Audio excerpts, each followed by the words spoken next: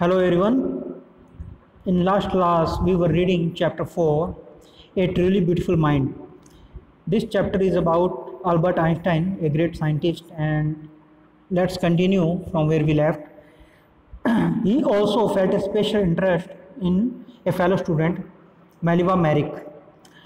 उन्होंने फील करना शुरू किया था एक स्पेशल इंटरेस्ट अपनी जो फेलो स्टूडेंट थी मेलिवा मैरिक में। वो ही found to be a clever creature, जिसमें उन्होंने पाया कि वो एक चतुर इंसान है या एक क्लेवर क्रिएचर है। This young Serb had come to Switzerland because the university of in Zurich was one of the few in Europe where woman can get degrees. This young Serb यानी कि जो सर्बिया की रहने वाली ये लड़की थी। सर्बिया के जो रेजिडेंट होते हैं या हैबिटेंट होते हैं, वहाँ के जो मूल निवासी होते हैं, उन्हें सर्ब कहते हैं। दिस यंग सर्ब, ये जो सर्बियन लड़की थी, हैड कम टू स्विट्जरलैंड, वो स्विट्जरलैंड आई थी बिकॉज क्योंकि द यूनिवर्सिटी इन ज्यूरिक, क्योंकि जो ज्यूरिक में जो यूनिवर्सिटी थी was one of the few in Europe, वो यूरोप में कुछ यूनिवर्सिटियाँ थी, उनमें से एक थी where women could get degrees, जहाँ महिलाओं को डिग्री मिल जाती थी या जहाँ से महिलाएं डिग्री ले सकती थी।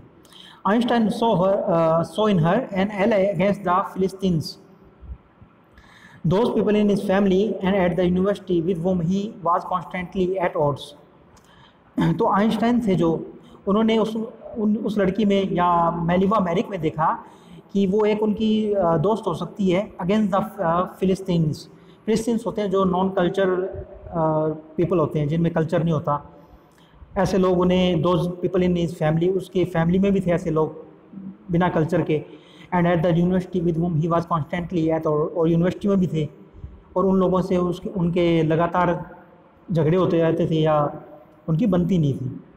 सो आइंस्टाइन सो इन हर एन एले अगेंस्ट द फिलिस्तीन्स। आइंस्टाइन ने मेलिवा मैरिक में देखा कि वो एक उनकी दोस्त हैं, नॉन कल्चरल लोग हैं उनसे हटके। ये नॉन कल्चरल पीपल थे जो फिलिस्तीन्स, यानी a word use disapprovingly to talk about people who do not like art, literature और म्यूज़िक। ऐसे लोग जिन्हें आर्ट, लिटरेचर और म्यूज़िक है वो पसंद नहीं होता, उन्हें फिलिस्तीन्स कहते हैं। तो इनकी फैमिली में और इनकी यूनिवर्सिटी में ऐसे लोग थे जिन्हें आर्ट, कल्चर और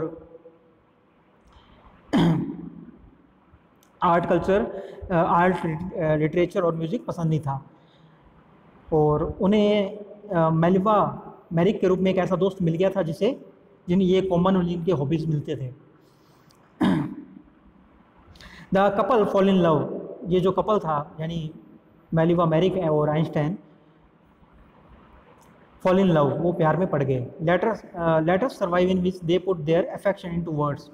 ऐसे लेटर्स देखे जा सकते हैं या ऐसे लेटर्स हैं जो वो अभी भी उपलब्ध हैं। In which they put their affection into words, जहाँ वो अपने प्यार को वर्ड्स में उन्होंने जाहिर किया है।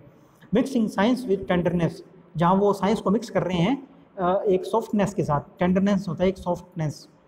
रोट आइंस्टाइन लिखते हैं, how happy and proud I shall be when we both have brought our work on relativity to a victorious conclusion. मतलब कितना खुशी का दिन होगा, how happy and proud I shall be, मैं कितना खुश और मतलब प्राउड होऊंगा। Shall be when we both, जब हम दोनों, have brought our work on relativity, जब हम दोनों लेकर आएंगे अपने हम जो काम कर रहे हैं, ये एक साइंस पेपर पे काम कर रहे हैं जिसको जो रिलेटिविटी पर बेस्ड है। तो आइंस्टाइन लिख रहे हैं कि वो कितना खुश और कितना प्राउड होंगे जब वो दोनों मिलकर जो रिलेटिविटी पर काम कर रहे हैं उसको वो कंक्लूज़न तक, एक विजय तक लेके आएंगे या एक विक्टोरियस कंक्लूज़न तक लेके आएंगे। इन 1900 एट एज ऑफ 21, साल 1900 में जब 21 साल उम्र थी आइंस्टाइन की, Albert Einstein was a university graduate and unemployed. Albert Einstein university से ग्रेजुएट हो चुके थे और अनएम्प्लॉयड थे, यानी उनके पास कोई नौकरी नहीं थी। He worked as a teaching assistant, वो टीचिंग असिस्टेंट के रूप में काम कर रहे थे। गिव प्राइवेट लेसन्स, वो प्राइवेट लेसन्स दे रहे थे। And finally secured job in 1902 as a technical expert, और फाइनली उन्होंने एक जॉब सिक्योर कर लिया 1902 में एज ए टेक्निकल एक्सपर्ट, एक टेक्निकल एक्सपर्ट के रूप में in the patent office in Bern, जो पेटेंट ऑफिस था बर्न का वहाँ पे। Well he was suppose to be assessing other people's invention, जब उनसे उम्मीद की जाती थी या ऐसा समझा जाता था कि वो दूसरे लोगों के इन्वेंशन हैं उनको आकलन कर लें, असेसिंग मीन्स होता है उनकी कैलकुलेशन करना या उनका असेस करना। तो जब ये समझा जाता था कि वो दूसरे लोगों के जो इन्वेंशंस हैं उनके बारे में असेसमेंट कर रहे हैं, Einstein was actually developing his own idea in secret. Einstein अपना सीक्रेट में अपने ओन आइडियाज़, मतलब जो उनके खुद के आइडियाज़ थे उन्हें डेवलप कर रहे थे। He said to have jokingly called his desk drawer at work the bureau of theoretical physics. और वो मजाक में अपने जो टेबल का ड्रॉअर था जिसे, उसे उन्होंने एक नाम दे रखा था ब्यूरो ऑफ थियोरेटिकल फिजिक्स। उसे ब्यूरो ऑफ थियोरेटिकल फिजिक्स कहते थे अपने टेबल के ड्रॉअर को।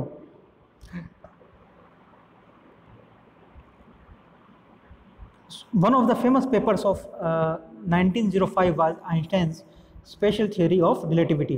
तो 1905 में उनका एक फेमस पेपर आया था, research paper, special theory of relativity, according to which time and distance are not absolute.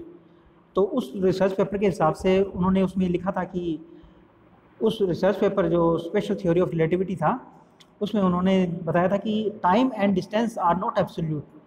जो टाइम है और डिस्टेंस है वो एब्सोल्यूट नहीं है। Indeed two perfectly accurate clocks will not continue to show the same time. तो उन्होंने आगे कहा कि जो एक दो घड़ियाँ लें आप, two perfectly accurate clocks will not continue to show the same time if they come together again after a journey if one of them has been moving very fast relative to the other। तो उन्होंने कहा कि दो जो घड़ियां हैं वो same time नहीं बताएंगी अगर उनमें से एक तेज चल रही हो और वो चक्कर लगाकर अगर एक जगह पर पहुंचेंगी तो वो एक ही समय पर नहीं पहुंचेंगी। और यही रिलेटिविटी का नियम है या सिद्धांत है उसका। From this followed the world's most famous formula which describe the relationship between mass and energy। और इसी से जो वर्ल्ड का सबसे फेमस फार्मूला है वो आया, E बराबर E is equal to mc square, which describe the relationship between mass and energy. तो उनका जो सबसे फेमस फार्मूला है जो वर्ल्ड का, E is equal to mc square, वो इसी रिलेटिविटी के जो रिसर्च पेपर था उससे आया और ये बताता है relationship between mass and energy. तो आगे आइंस्टाइन की एक कोट है कि when you sit with a nice girl for 2 hours it seems like 2 minutes, when you sit on A hot stove for 2 minutes it seems like 2 hours, that's relativity. तो यहाँ Einstein की एक quotation दी हुई है कि उसमें वो कोट कर रहे हैं कि जब आप एक सुंदर लड़की के साथ बैठते हैं कहीं तो 2 घंटे 2 मिनट की तरह बीत जाते हैं, तो ऐसा लगता है कि 2 घंटे नहीं हुए 2 ही मिनट हुई है। When you sit on A hot stove, जब आप एक गरम तवे पर बैठ जाते हैं या गर्म चूल्हे पर बैठ जाते हैं 2 मिनट के लिए, तो ऐसा लगता है कि 2 घंटे हो गए हैं। यही रिलेटिविटी का नियम है, दैट्स रिलेटिविटी। तो आइंस्टाइन ने अपने एक जोक के रूप में इसे रिलेटिविटी के जो नियम है उसको समझाया है। While Einstein was solving the most difficult problem in physics his private life was unravelling. Unravelling होता है स्टार्टिंग टू फॉल, मतलब नीचे चली जाना।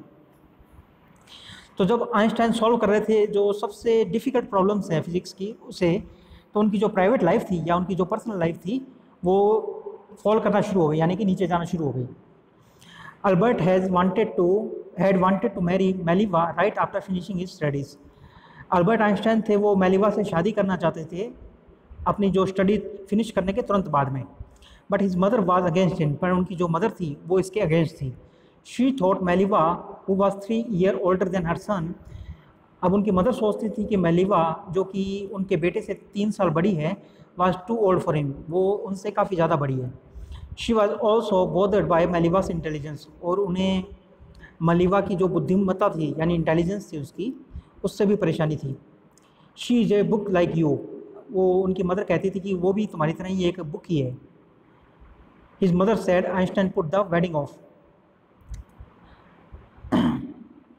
अब आइंस्टाइन की जो मदर थी वो कहती थी कि वो मेलिवा जो है वो भी तुम्हारी तरह ही है, बिल्कुल एक किताब की तरह। Einstein put the wedding of, और आइंस्टाइन ने अपनी जो वेडिंग थी उसे पोस्टपोन कर दिया, उसे आगे खिसका दिया। The pair finally married in January 1903, और ये जो कपल था इन्होंने फाइनली शादी की 1903 में, जनवरी 1903 में।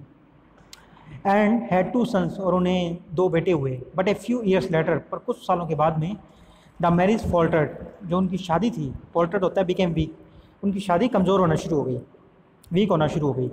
मेलिवा meanwhile was losing her intellectual ambition and becoming an unhappy housewife. Mileva थी, उनका जो एम्बिशन था, जो इंटेलिजेंस इंटेलेक्चुअल था, यानी कि जो बौद्धिक उनकी महत्वाकांक्षा थी, इंटेलेक्चुअल एम्बिशन को हिंदी में कहेंगे बौद्धिक महत्वाकांक्षा, या उनका जो काम करने का जो था mind. Mileva meanwhile was losing her intellectual ambition, उनका जो इंटेलेक्चुअल एम्बिशन था वो मेलिवा ने लूज़ कर रही थी। And becoming an unhappy housewife, और वो एक अनहैप्पी हाउसवाइफ बन गई थी, यानी एक दुखी हाउसवाइफ बन गई थी। After years of constant fighting, सालों की लंबी लड़ाई के बाद, कॉन्स्टेंट फाइटिंग लगातार हो रही, जो उनके बीच झगड़े लगातार होते रहते थे। After years of constant fighting मतलब सालों तक लगातार झगड़ने के बाद, द कपल फाइनली डाइवोर्स इन 1999, 1919 में कपल ने फाइनली डाइवोर्स ले लिया। Einstein married his cousin Elsa the same year, और जो अल्बर्ट आइंस्टाइन थे उन्होंने अपनी कज़न एल्सा से उसी साल शादी कर ली। सो यहाँ हम अल्बर्ट आइंस्टाइन की पर्सनल लाइफ के बारे में पढ़ रहे थे in last 10th and 11th paragraph में। सो इसमें है कि आइंस्टाइन जब अपनी सबसे डिफ़िकल्ट प्रॉब्लम सॉल्व कर रहे थे फिज़िक्स की, तो उनकी जो प्राइवेट लाइफ थी वो डूबना शुरू हो गई, या नीचे जाना शुरू हो गई थी। अल्बर्ट आइंस्टाइन थे, वो अपनी जो गर्लफ्रेंड थी मेलिवा, उससे शादी करना चाहते थे अपनी जो स्टडी फिनिश करने के एकदम तुरंत बाद में। पर उनकी जो मदर थी वो सोचती थी कि मेलिवा उनसे काफ़ी बड़ी है, क्योंकि जो मेलिवा थी वो उनसे 3 साल बड़ी थी। वो सोचती थी कि वो उनसे काफ़ी बड़ी है, और अल्बर्ट आइंस्टाइन की जो मदर थी उन्हें मेलिवा के इंटेलिजेंस से ही प्रॉब्लम थी, यानी वो उससे परेशान थी। वो सोचती थी कि she is a book like you, वो कहती थी कि वो भी तुम्हारी तरह एक किताब ही है, यानी कि वो काफ़ी बुक से रिलेटेड वर्क या माइंड से रिलेटेड वर्क करते हैं जैसे। और अल्बर्ट आइंस्टाइन ने अपनी जो वेडिंग थी उसे पोस्टपोन कर दिया था। मेलिवा एंड अल्बर्ट आइंस्टाइन ने फाइनली जनवरी 1903 में शादी कर ली थी, और उन्हें 2 लड़के भी हुए थे, यानी उनके 2 बेटे थे। कुछ सालों के बाद उनकी जो शादी थी वो वीक होना शुरू हो गई, उनकी मैरिज में प्रॉब्लम्स आना शुरू हो गई। मेलिवा थी, वो अब जो साइंस से रिलेटेड वर्क था वो नहीं करना चाहती थी, यानी उनका इंटरेस्ट उसमें ख़त्म हो गया था। उनका जो इंटेलेक्चुअल एम्बिशन था वो ख़त्म हो गया था या कम हो गया था, और वो एक अनहैप्पी हाउसवाइफ बन गई थी, यानी कि एक दुखी गृहिणी बन गई थी। After years of constant fighting, और सालों तक उनमें झगड़े होते रहे, और उन सालों तक लगातार चलने वाले झगड़ों के बाद में कपल फाइनली डाइवोर्स इन 1999। जो मेलिवा और आइंस्टाइन थे उन्होंने डाइवोर्स ले लिया 1999 में, और उसी साल आइंस्टाइन ने अपनी कज़न एल्सा से शादी कर ली। सो इससे आगे हम नेक्स्ट वीडियो में कंटिन्यू करेंगे।